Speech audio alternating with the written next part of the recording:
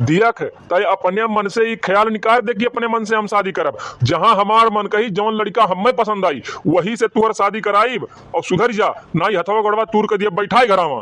चलो पापा मानित है, हमें अपने मन पसंद के लड़का से नहीं शादी करेगे वो, आप अपने मन पसंद के लड़का से शादी करेगो। जौन लड़का तुम्हें ठीक लगी उसे शादी करेगो तो ठीक है कराओ, लेकिन एक चीज जाने रहो पापा, अगर सदिया बदिया वो हमें नहीं समझत है, हमरे भावना का या हमरे फीलिंग का नहीं समझत है, बोलत है गरियावत है डांटत है मारत है दारू शराब पियत है, घर परिवार वाले हमारी इज्जत नहीं करत है, तो फिर यका ना कहो पापा कि बिटिया तहार किस्मत ये खराब रहा नसीबिया में यह लिखा रहा, यका कहो कि जिंदगी हम बर्बाद कर दियंता है।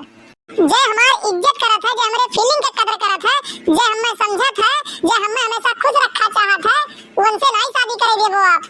आपके इज्जत चली जाई, आपके बिटिया के खुशी से बढ़कर आपके इज्जत बाटे। वीडियो अच्छा लगा हो तो कमेंट कर बताएं, चैनल को सब्सक्राइब करना ना भूलें।